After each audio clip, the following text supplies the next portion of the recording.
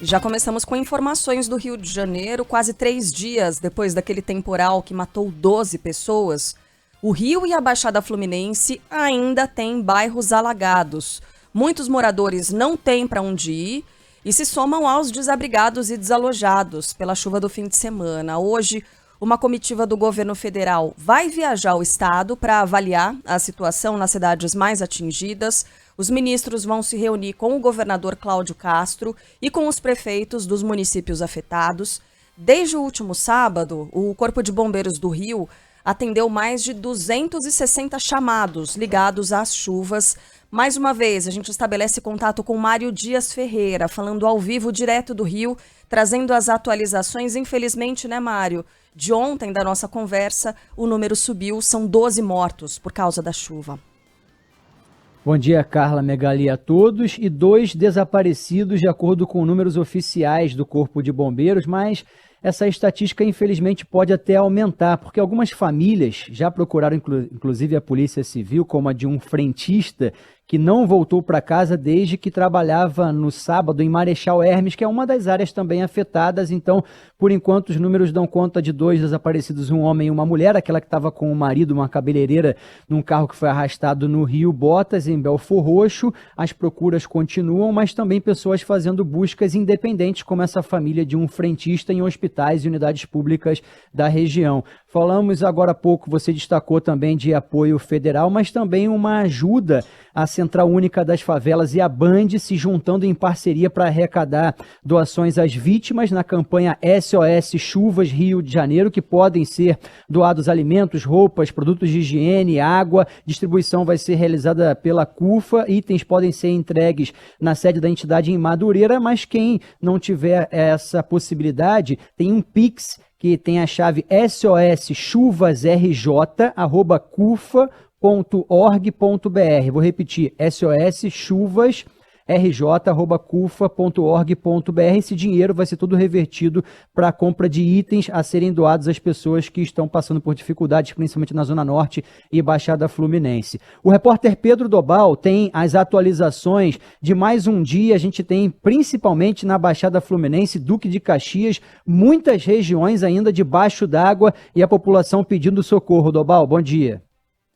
Bom dia, Mário, e a todos que nos acompanham. 2 dias, quase 3 dias depois do temporal, muitas famílias ainda tentando limpar as casas que foram invadidas pela água, principalmente na Baixada Fluminense, mas também em pontos da Zona Norte da capital. Em alguns bairros, a água só escoou durante a madrugada ou na noite de ontem. E tem ruas, especialmente em Duque de Caxias, na Baixada Fluminense, que seguem alagadas mesmo depois de quase 3 dias das chuvas fortes que atingiram a região no último fim de semana. Além da lama por algumas ruas, muitos móveis e eletrodomésticos se acumulam pela cidade. No bairro São Bento, em Duque de Caxias também, tinha gente com água dentro de casa até ontem à noite e depois de mais de 24 horas sem chover. Um dos moradores estava com a garagem tomada pela inundação, tinha até uma moradora recém-operada que estava com medo de sair do quarto, com medo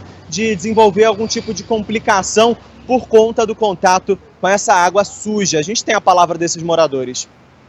É difícil a beça, né? Infelizmente, meu camarada, nessa hora não tem ninguém para dar uma olhada. Tive que levantar minha cozinha toda, porque deu água até acima do fogão ali. Nosso voto até agora está sendo em vão, porque ninguém veio aqui ver, entendeu? Eu tô com minha esposa aqui, ó, recém-operada. Eu tenho que tirar ponto, né? Eu fico com medo de pisar nessa água contaminada. Aí eu tenho que ficar presa dentro do quarto. Aqui já não é de hoje. Aqui choveu, dá esse tipo de problema. Danificou piso, a parede, é tudo úmido lá, ainda está com água lá dentro num dos quartos. Então, estou tendo um prejuízo enorme com a casa. Vou ter que refazer a casa toda de novo por causa desse problema. E o escoamento da água segue muito devagar, como eu disse. Ainda há bairros com ruas alagadas em Duque de Caxias. E o que o Instituto Estadual do Ambiente diz é que o escoamento dessa água toda foi dificultado pela maré alta e também pelo alto nível dos rios. O próprio governador Cláudio Castro reconheceu que o sistema de bombeamento da água desses municípios da Baixada Fluminense não deu conta do volume de chuva que caiu no último fim de semana. Ao todo, pelo menos 12 mortos em decorrência das chuvas, 2 pessoas seguem desaparecidas, segundo os dados oficiais do Corpo de Bombeiros, e só na capital são cerca de 500 pessoas desabrigadas. Em Belfor Roxo, na Baixada, a inundação chegou a 1 metro de altura em alguns pontos, e o abastecimento de água só voltou no início do dia de ontem. Hoje, autoridades municipais, estaduais e federais se reúnem durante a manhã no Palácio Guanabara, sede do governo do estado, e durante a tarde fazem uma visita a áreas atingidas pela chuva. Participam dessa comitiva os ministros da Integração e do Desenvolvimento Regional, Valdez Góes, da Igualdade Racial, Aniele Franco, e os ministros substitutos de Meio Ambiente e do Desenvolvimento e Assistência Social. O Dobal destacou que a água voltou, mas a concessionária Águas do Rio divulgou que ainda tem um prazo de 72 horas para normalizar em áreas mais castigadas, principalmente municípios da Baixada Fluminense, como Duque de Caxias, São João de Meriti, Nova Iguaçu, Mesquita, Nilópolis, Belfor Roxo e Queimados.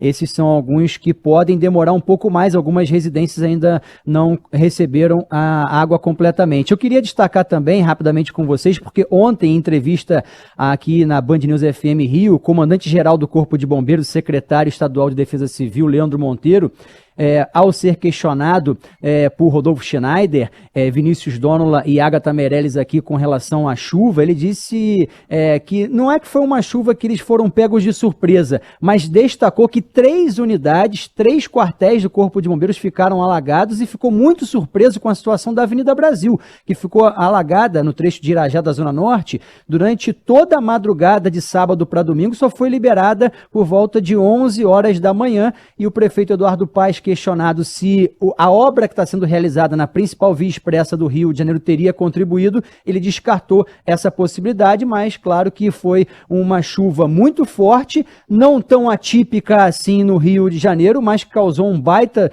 de um transtorno em mobilidade. BR-040 ainda tem um pouco de água acumulada na rodovia que liga o Rio a Minas Gerais, mas a pista reversível que foi montada por lá já foi desmobilizada, os carros já estão passando em Duque de Caxias.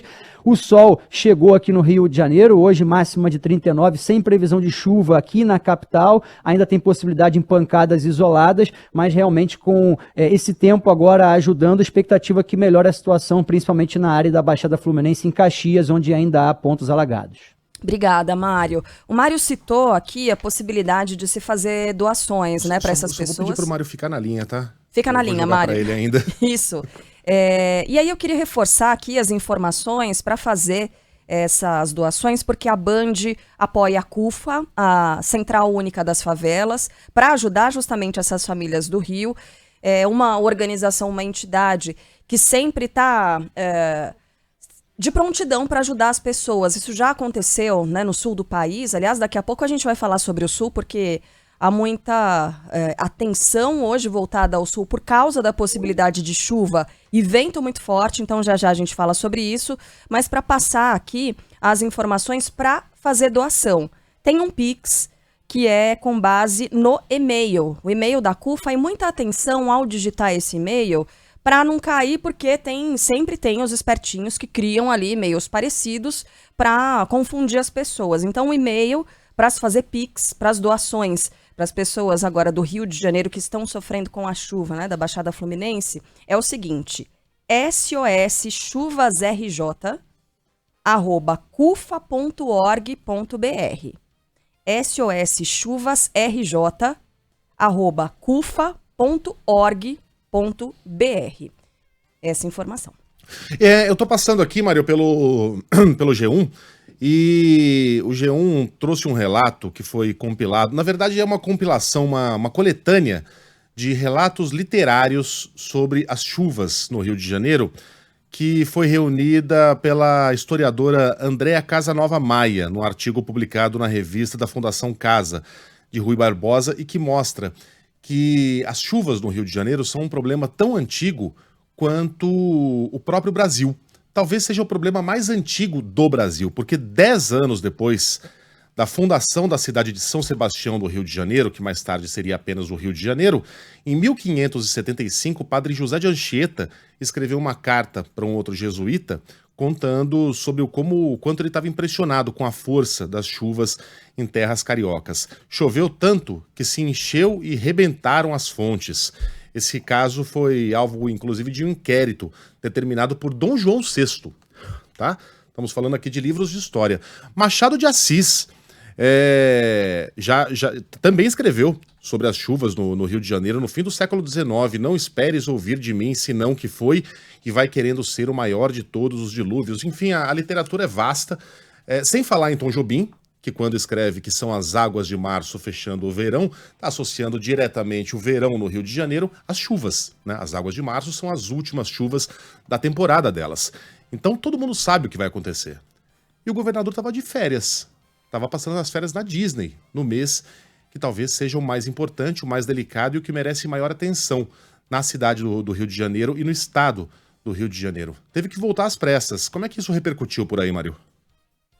Muita gente, obviamente, questionando essa situação do governador não estar presente num momento desse, mas o Cláudio Castro, inclusive ontem, durante todo o dia, se reuniu com a equipe. Hoje vai ter mais um encontro, inclusive, com representantes do governo federal. Disse que estava coordenando, junto com o governador em exercício, ligando para as prefeituras, conversou com Eduardo Paes, com prefeitos de Niterói e São Gonçalo, de municípios da Baixada Fluminense, prestando todo o apoio, em contato direto com o Corpo de Bombeiros, mas fisicamente ele chegou ontem antecipando o fim das férias, já que ele estava nos Estados Unidos com a família. Claro que houve uma repercussão das pessoas assim, questionando como assim, num momento desse, ele está fora do Rio de Janeiro, mas o próprio Castro disse que em todo momento, não presencialmente, mas estava em contato com os prefeitos e com as equipes tomando todas as medidas aqui no Rio de Janeiro.